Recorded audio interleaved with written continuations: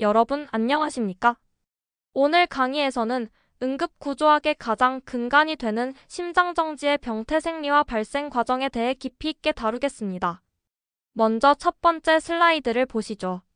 심장정지란 원인과 관계없이 심장의 박동이 갑자기 정지된 상태를 의미합니다. 심장 박동이 멎는 그 순간부터 우리 몸의 각 조직으로 가는 혈류가 완전히 중단됩니다. 혈류가 중단된다는 것은 생체 활동에 필수적인 산소와 영양소의 공급이 끊긴다는 뜻이며, 이는 곧바로 조직의 급격한 기능 장애로 이어집니다. 여기서 중요한 점은 이 상태가 지속되면 세포가 손상되어 괴사하고 결국 각 기관의 기능이 비가역적으로 상실되어 생물학적 사망에 이르게 된다는 것입니다. 심장정지 상태에서는 심폐소생술이라는 적극적인 의학적 개입 없이는 절대 생명 현상을 유지할 수 없습니다. 따라서 우리는 심장이 멈춘 후 인체에서 일어나는 일련의 변화와 카운트다운을 정확히 이해해야 현장에서 환자를 살릴 수 있습니다. 이번에는 심장정지의 발생 빈도와 역학적 특성을 살펴보겠습니다. 병원 밖 심장정지 환자의 경우 생존 퇴원율이 8에서 9%에 불과하며 뇌 기능까지 온전히 회복하는 비율은 5% 내외로 매우 처참한 수준입니다. 보통 사람들은 중증 심장질환이 있는 사람만 급사할 것이라고 생각하기 쉽습니다. 하지만 실제로는 전체 급성 심장정지 환자 중 약 3분의 1은 심혈관 질환 위험 요인이 전혀 없거나 매우 낮은 건강한 사람에게서 첫 임상 증상으로 갑자기 발생합니다. 우리는 이것을 심장정지의 역학적 역설이라고 부릅니다. 또한 발생 시간대도 주목해야 합니다. 하루 중 잠에서 깨어난 직후인 오전 7시부터 10시 사이에 심장정지 발생률이 평소보다 무려 2.5배나 급증합니다. 생체 리듬과 교감신경의 활성화가 맞물리는 이 시간대가 가장 위험하다는 점을 인지하시기 바랍니다. 그렇다면 도대체 무엇이 심장을 멈추게 할까요? 임상적으로 심장정지의 원인은 크게 두 갈래로 나뉩니다. 1차적으로 심장 자체의 기능 장애로 인해 발생하는 심장성 심장정지와 심장 외의 다른 질환이나 외부 요인에 의해 2차적으로 발생하는 비심장성 심장정지입니다. 심장성 심장정지는 우리가 흔히 말하는 급성 심장사 서든 카디악 데스의 형태로 나타나며 증상 발현 후 1시간 이내에 사망하는 예측되지 않은 심장정지의 가장 흔한 원인입니다. 반면 비심장성 심장정지는 타 장기의 기능 부전이 원인입니다. 예를 들어 기도 폐쇄로 인한 호흡 부전 질식, 대량 출혈, 뇌출혈, 극심한 체온 변화 32도 이하의 저체온증 또는 41도 이상의 고체온증 등이 여기에 속합니다. 특히 질식, 익수, 약물 중독, 체온 이상 등은 심장 자체가 원인이 아닌 비심장성이라는 점이 헷갈리기 쉬운 부분입니다. 심장성 심장정지를 일으키는 세부 원인들을 집중적으로 보겠습니다. 가장 흔하고 중요한 원인은 바로 관상동맥병입니다. 급사 환자를 부검해보면 약 75%에서 심근경색의 흔적이 관찰될 정도로 관상동맥의 죽상경화증이나 연축에 의한 심근 허혈은 치명적인 심실세동을 유발합니다. 두 번째는 심근병증 및 심부전입니다. 만성 심부전 환자의 절반 정도가 급사 형태로 사망하며, 특히 젊은 사람의 원인 모를 급사는 비대심근병증일 가능성이 큽니다. 세 번째는 대동맥판 협착이나 승모판 탈출증 같은 심장판막 질환에 의한 급격한 심박출량 감소입니다. 마지막으로 주의 깊게 보셔야 할 부분은 심장의 구조적 이상이 없는 상태에서도 발생하는 약물 및 전해질 이상에 의한 전기적 결함입니다. 항부정맥제, 항우울제 등 특정 약물은 심전도의 QT 간격을 연장하여 치명적인 부정맥을 유발할 수 있으며, 선천적인 긴 QT 증후군이나 칼륨 칼슘 농도 이상도 심장을 멈추게 할 수 있습니다. 이 네 가지 카테고리는 임상에서 매우 중요하므로 명확히 숙지하시기 바랍니다. 심장성 심장정지는 어느 날 갑자기 하늘에서 뚝 떨어지는 경우도 있지만, 통상적으로는 3단계의 임상 양상을 거쳐 진행됩니다. 1단계 전구 증상은 심장정지 발생 수일에서 수개월 전부터 나타나는 흉통, 두근거림, 호흡 곤란 등의 경고 신호입니다.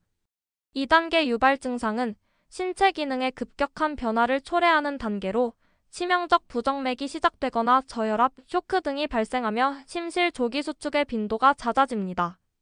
이 유발 증상 이후에는 언제든 3단계인 심장정지로 직행하여 혈액순환이 완전히 중단됩니다.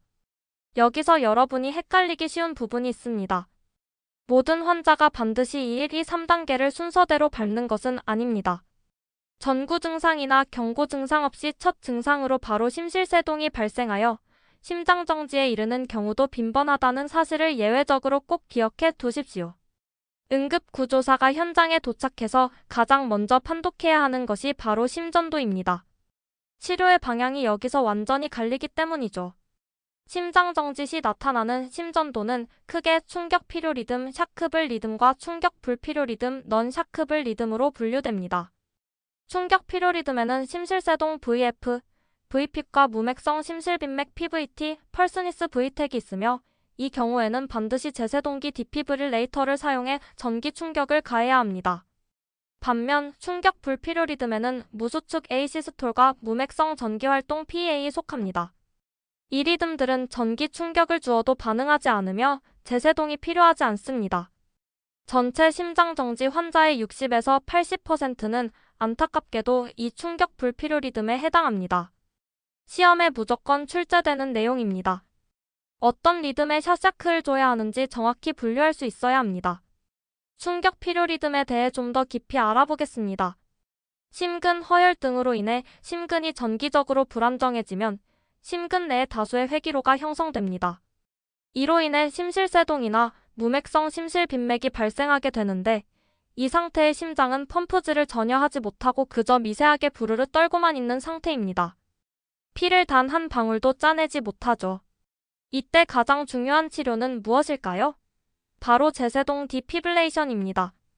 제세동은 단순히 심장을 깨우는 것이 아니라 엉망으로 꼬여버린 혼란스러운 전기 신호를 강력한 전기 충격으로 일순간에 초기화 리셋하여 심장의 동반결절이 다시 정상 리듬을 되찾도록 도모하는 과정입니다. 회기로를 끊어내는 유일한 방법이 제세동임을 명심하십시오. 충격 불필요 리듬입니다.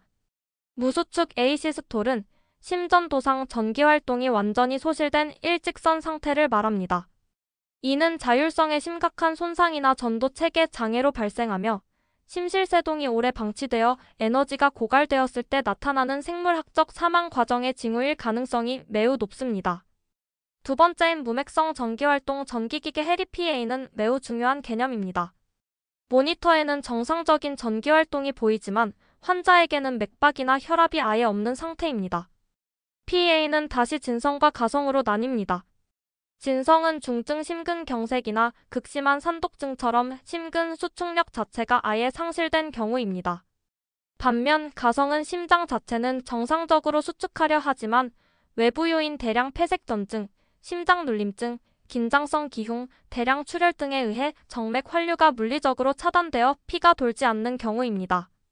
이 가성 PA의 원인들은 가역적인 경우가 많으므로 원인 감별이 핵심이며 시험에서도 원인을 묻는 문제가 자주 나옵니다. 철저히 구분해서 기억하세요. 심장이 멈추는 기전을 두 가지로 비교해 보겠습니다. 순환정지는 심실세동처럼 어느 순간 조직으로 가는 산소와 포도당 공급이 갑자기 동시에 차단되는 경우입니다.